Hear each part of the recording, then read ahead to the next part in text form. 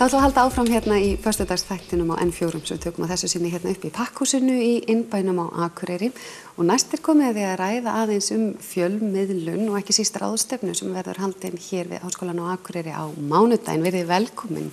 Takk fyrir. Gaman að fá okkur. Já, gaman að vera hérna. Byrjum við á því, hvert nú tilefni þessara ráðstefnu? Þetta þessi ráðstefna sem við kallum tjáningafrelsi og félagslega ábyrgð og tilefnið að þessar mundir eru eiginlega 80 ár síðan að fyrst var horft á sjónvarp á Íslandi, 1934, svona haustið 1934, talst okkur til að það hefði verið fyrst horft á sjónvarp, hérna bara aðeins norðan við okkur hjá Sjónarhæð og það voru tveir menn, svona áhuga menn, Grímur Sigurðsson sem seinna var útvarpsvirkjameistari og þekktur maður hér á Akureyri áratugaskeið og fór síðan suður og vann hjá Ríkisútvarpinu lengi. Þá var hann bara rétt tvítugt og svo breskur maður sem hét Frederick Livingston Hogg og var hér á vegum Sjónarhæðarsafnaðarins og hafði verið að setja upp útvarpsstöð. Síðan þegar eftir að útvarpsstöðinni hafði verið lokað þá var hægt að nota hér stór möstur sem eru hér upp á barðskilinu eða voru upp á barðskilinu til þess að taka við þessi tilraunasendingum frá Bretlandi sjónvarp sem var kallað vélrænt sjónvarp. Og þetta var lang fyrsta sjónvarp á Íslandi og með því fyrsta bara sem þekktist í heiminum. Þá sátu hér tveir menn í innbænum á Akureyri og horfðu á sjónvarp. Meðal annars eins og hefur lýst eina konu dansa í stúdíóum í Crystal Palace sem er þekkt. Og það eru til að þetta sjá myndir af þessari konudansa sem sennilega þeir voru að horfa á hér meðan aðrir voru svona undrast þessa miklu galdra sem fólust bara í útvarpi. Nákvæmlega, þetta verið náttúrulega ótrúlegt og við þessi það auðvitað, byltinguna sem Já, það sem kannski líka merkilegt við þetta að þetta var ekkert á allra vitorði. Það ekkert þetta í blöðunum hérna.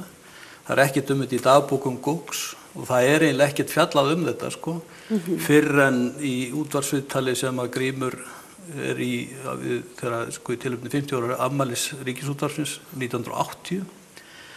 Þá hann spurður hvernig var það verið að tala við starfsmenn Ríkisútvarpsins. Hvernig var þetta svo Grímur þegar sjónvarpið var að byrja þá miskilur hann spurningun og fer að tala þetta sjónvarp en ekki þá var verið að spyrja Ríkisútvarpið og svo þegar spyrillinn Guðrún Guðlaugsdóttir samviskusamlega sem á að vera að búa til þátt Ríkisútvarpið átt að segja að hann ekkert að tala Ríkisútvarpið og þá svona eiginlega, hún svona hálfþakkar niður í honum og þá bara þetta örlitla brot til. Svo það það eina sem þeir vita. Já, þetta eina sem þannig lagað Síðan voru þarna náttúrulega samstarfsmenn Gríms sem á Ríkisútvarpinu sem hafði þekkt þetta og á einhverjum tíma hafði, af því að þeir smíðuðu græjurnar líka sjálfur, hérna Grímur og Hogg, að þá var þetta sent á innsýningu í Reykjavík að einhverjir höfðu óskað eftir því, en þá fannst engum þetta merkilegt heldur þar og græjurnar kom allar í henglum norður aftur og mér skilst að Grímur hafi verið mjög pirraður á þessu og svo henta hann þessu, þannig að það ekki til. En þetta náttúrulega eitthvað sem þess virði að halda á lofti. Mér finnst þetta alveg ótrúlega merkileg saga og að því við erum að tala 80 ár, þá það líka svolítið fyndið þegar ég var að labba í vinnunni í morgun, þá fór ég mín fjölmiðlasaga hér á Akureyri er 40 ára á þessu ári. Þannig að tíminn rosalega afstæður. Ég byrjaði að vinna hérna fyrir 40 árum sem ritstjóri á Íslendingi. Þannig að time flies. Já, heldur betur. Það bara spanna helmingin að sjá á sögunni. Hvorki meira en minna, það ótrúlega. En þessi ráðstefna, hvað þar helst hvað að frétta? Hverjir ætla að vera? Hvað á að gera? Hver tilgangurinn? Já, tilgangur, þetta náttúrulega svona... Vekja á sögunni. Já, vekja á sögunni meðal annars En svona kannski líka í og með að bara taka þá í staðin fyrir að vera að fjalla bara söguna Það svona hliðarefni þessi saga. Heldur að fókusera kannski svolítið svona á brennandi spurningar sem eru í fjölmiðlum og þetta svona eina af þessum stóru spurningum, það annars vegar spurningin tjáningafrelsið og það að fjölmiðlarnir geti sagt það sem þarf að segja og allt það.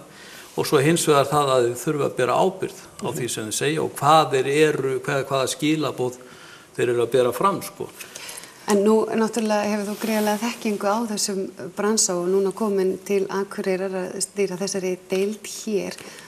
Hver þín upplifun á gildi þess að hafa bara fjölmiðlafræði deild á Akureyri yfirleitt? Mér finnst það skipta alveg óskaplega miklu máli og mér finnst við vera að standa okkur mjög vel og ég hérna búin að koma að þessu námi í fjölmiðlafræðinni í mörg ár. Ég var svo heppin að Byggja hafði samband við mig og baði mig að koma að kenna ljósvakamiðlanámskeið sem ég geri enn og hef mjög mikla gleði af og mér finnst að sýna sig og sanna hver góða aðsóknin í námið að þetta að ganga mjög vel og ég held við höfum aldrei fengið marga nemendur eins og núna og það engin annar á Íslandi að kenna þetta fag til BA-prófs svoleiðis að við erum ein með þetta og getum boðið upp á þetta í fjarnámi þannig að fólk allstaðar á landinu og allstaðar í heiminum að stunda fjölmiðlanámi hér á Akureyri. Þannig að ég mjög stolt af því að koma nálægt þessu og vona að við eigum bara eftir að eflast. Nú myndu kannski margir segja það ekki eins og það séu margar fjölmiðlastöður í boði á Akureyri, hvers vegna eru svona margir að fara í þetta nám, en fjölmiðlafræði kannski ekkit endilega bara það sem að fólki sýnilegt í hversdagsleikanum. En alls ekki, þetta býður náttúrulega alls konar störf og fjölmiðlatengla og allt mögulegt svoleiðis að það ekkit allir að ætla sér inn á fjölmiðla. Hins vegar hefur náttúrulega umhverfið undanförnu verið í fjölmiðlunum verið þannig að fólk hefur verið að koma og fara. Þannig að góða hliðin á því náttúrulega svo að það skapar þá nýju fólki tækifæri og mér finnst reyndin vera svo að þeir sem útskrifast hérðan, þeir að fá vinna í fjölmiðlum. Það reyndar sko og ber okkur gott orð sko að því að þau hafa reynst vel og þetta hefur bera námið vel út sko þannig að við höfum gott orð inn á fjölmiðlunum og það kannski hefur hjálpað við höfum verið heppin með nemendur skulum orða það þannig og svo þau séu nokkið á sjálffælin sko. Líka vera að segja við erum heppin með kennara. Já. En hérna að þessu leyti. Þetta einmitt mjög mikilvægt atriði sem við höfum hugsað út í svolítið sko að það mjög að þó við séum að kenna fjölmiðlum við köllum þetta til dæmis ekki sko blaðamennsku nám. Þetta ekki starfsnám með sama hætti eins og við erum sko með hjúkrunarfræðinám eða kennaranám eða eitthvað slíkt sko og jafnvel laganámið þar sem að svona beint sko. Þeir sem að fara og taka fjölmiðlafræðina hjá okkur sko að fá mjög svona solid svo við tökum alveg rosalega fína íslensku, mjög staðgóða og gráðu í félagsvísindum þar sem þú ert með góða undirstöðu í aðferðafræði og alhliða þekkingu sem hlutur sem að það mjög nauðsynlegur. Þannig að jafnvel þó sért sko með áhersluna og fókusun á fjölmiðlafræði og þá ertu auðvitað sko með opna leið kannski betri leiðin á fjölmiðluna og í fjölmiðlarnir koma auðvitað allstaðar við sögu í öllum fyrirtækjum allstaðar. En margir fara líka í framhaldsnám bara í stjórnmálafræði, kynjafræði, svo þetta eitthvað sem í hug sko. Það mjög margt opin markaðsfræði, þannig að það sem sé alhliða þannig að hugmyndin sko að leið og þú ert að búa til sko ákveðna sérhæfingu, að þá ertu samt ekki að loka neinum dyrum vegna þess að BA-námið kallar yfirleitt á sko að menn þurfi jafnvel eitthvað meira sko. Og svo nú margt í gangi annað en þetta sko, við erum nýbúin að ljúka mjög skemmtilegu námskeiði fyrir almenning.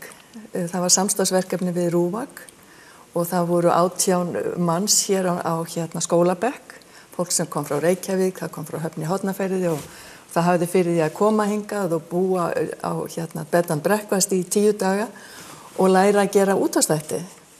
Og þetta var alveg brakaði þarna inn í þessu herbergi þar sem við vorum með þetta námskeið og þau framleiddu öll þætti sem og eitthvað að því þegar komið á dagskrá hjá RÚV og þetta í fyrsta skipti sem við prófum þetta og við ætlum að endurtaka þetta ári og þannig að það margt annað í gangi líka sem að svona að vinda upp á sig. Þetta einmitt akkurat það sem ég var að hugsa vegna þess að það svo gaman að fylgjast með þróun Háskólans á Akureyri, hvaða gildi hann sem stofnun og kennara hans að hafa fyrir þetta samfélag, ekki einungis nemendurna sjálfa sem að stunda þetta langa nám, heldur líka ráðstefnurnar, sérfræðiþekkingin og allt námskeiðin og málþingin og allt það sem að gerist í kring þetta. Það náttúrulega sko í rauninni bara hluta því að hafa háskóla á svæðinu sem alveg gríðarlega mikilvægt sko og svona verður dýnamísk stofnun sko. Nú þekki ég þetta samfélag fyrir og eftir skóla og þegar ég var hér í menntaskóla þá sko var maður að leita eitthvað burt því að ef maður ætlaði að fara í framhaldsnám þá var ekkert í boði hérna.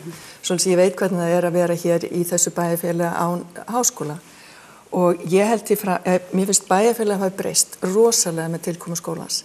Mér finnst að hafa opnast, það hefur komið svo mikið að nýju fólki, velmenntuðu fólki og mikið af þessu unga fólki sem að útskrifast frá skólanum, það fer ekki til burtu, það velur að búa áfram á Akureyri og til dæmis bara að það endurspeglast á heilbrigðissviðinu, í skólunum, þar erum við með menntafólk í öllum plássum. Sem á sama tíma svo ótrúlegt á sama tíma og við upplifum náttúrulega í stundum upplifi ég að okkar hrun á Akureyri hafi verið þeirra iðnaðurinn hrundi, hvernig viðbrögðin hafi verið meðal annars með háskólanum þar sem maður hefur einhvern veginn náð að rísa samfélagið úr öskustónum með fjölbreytileikanum sem kannski einmitt að hluta til háskólanum að það. Og ég held stundum mér finnst við þurfum að bæta tengslum við bæjarfélagi, mér finnst stundum skólinn líða kannski aðeins fyrir að vera þarna út frá það sem hann á þessum fallega stað. Þannig að við erum að taka skref í að reyna að rjúfa einangrun og vera tengdari þessu samfélagi og eitt af því sem við erum að þróa núna sem ég sagði frá daginn, við erum að vinna núna með að þróa það sem við köllum vísindaskóla.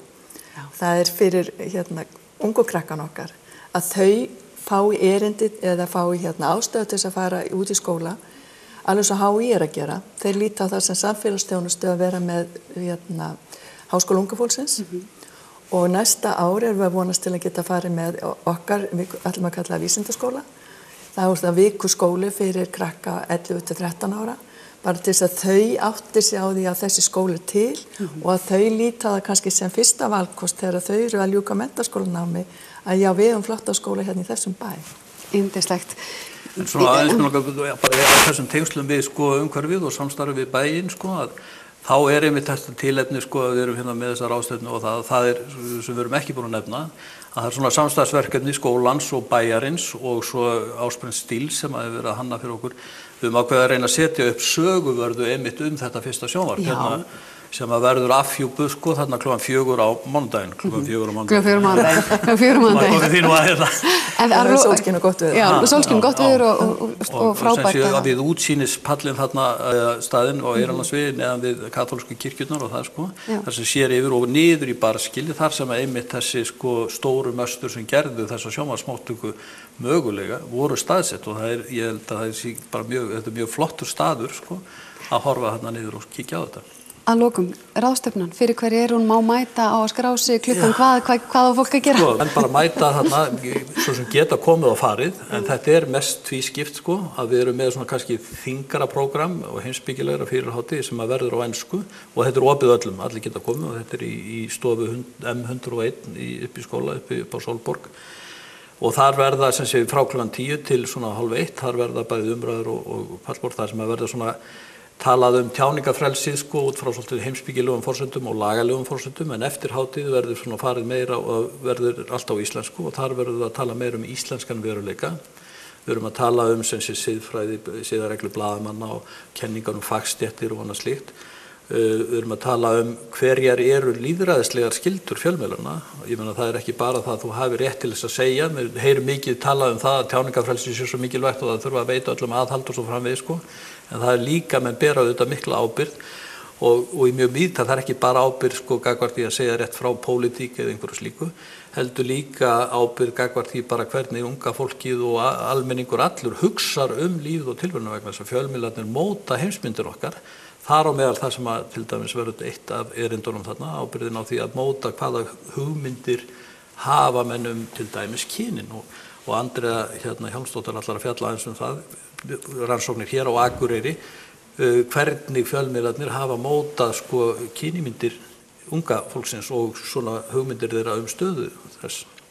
Dásamlegt. Takk kærlega fyrir að koma og ég hvet ykkur til þess að fylgjast með þessu og væntanlegt að fá betri upplýsingar á unag.is á heimasíðu skólans og endilega mæta og taka þátt en við höldum áfram í föstudagsþættinum eftir augnablik.